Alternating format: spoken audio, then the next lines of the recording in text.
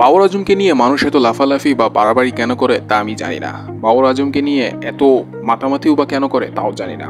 বাবর আজমকে বিশ্বের সেরা ব্যাটসম্যানদের মধ্যে কেন ধরা হয় তাও জানি না। কেননা বাবর আজমের ব্যাটিংয়ে অনেক কিছু মিসিং, যা তাকে আয়ত্ত করতে হবে, তাকে আরো অনেক কিছু শিখতে হবে। এরকম ভাবেই 1.5 থেকে 2 বছর আগে বাবর আজমকে নিয়ে মন্তব্য করেছিলেন মোহাম্মদ আমির। অথচ 1.5 থেকে 2 বছর পর এই দুইজন একসাথে জাতীয় দলের হয়ে খেলছেন। বাবর আজম ক্যাপ্টেন, তার আন্ডারে মোহাম্মদ আমির খেলছেন। তো বাবর আজম, মোহাম্মদ আমিরা যদি পারেন দেশের জন্য এরকম করতে বা একসাথে হয়ে যেতে, তাহলে তামিম আর সাকিব কেন করতে পারলেন না? তাদের তো উচিত ছিল 2024 টি-20 ওয়ার্ল্ড কাপে একসাথে হয়ে দেশকে রিপ্রেজেন্ট করার। অন্তত ভক্তদের জন্য হলো, দেশের জন্য হলো।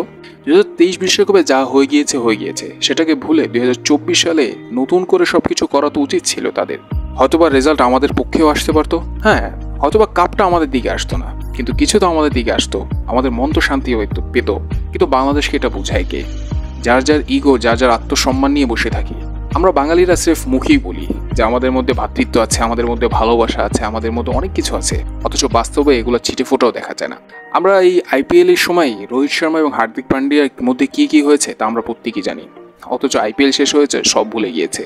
টি-20 ওয়ার্ল্ড কাপের জন্য দুজন একসাথে দেশকে নেতৃত্ব দেবেন, রোহিত শর্মা ক্যাপ্টেন এবং ভাইস ক্যাপ্টেন হার্দিক পান্ডিয়া। তারা দেশের জন্য এগুলো করতে পারে, কিন্তু আমরা পারি না। কেননা আমাদের আত্মসম্মান অনেক বেশি, আমাদের মর্যাদা অনেক বেশি, আমাদের ইগোটা অনেক বেশি।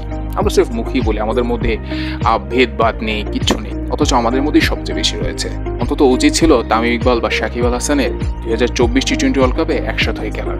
কেননা তাদের ক্যারিয়ার কয়দিনই বা আছে, তারা তো শেষের দিকে আছেন ক্যারিয়ারের।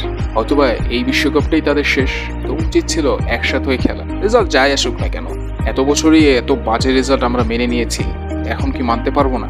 অবশ্যই মেনে নিই। আর আশাও ছিল সব যদি একসাথে হতো না, রেজাল্টটা আমাদের দিকেই আসতো। তো দর্শক, আপনাদের মতামত জানাতে পারেন তামিম ইকবাল বা সাকিব আল হাসানকে নিয়ে, আর বাবর আজম, মোহাম্মদ আমিরকে নিয়ে জানাতে পারেন এই দুজনকে একসাথে দেখে কতটা এক্সাইটেড। আর তামিম আর সাকিব যদি টি-20 ওয়ার্ল্ড কাপে একসাথে হতেন বা একসাথে খেলতেন, তাহলে কি হতে পারতো সেটাও জানাতে পারেন।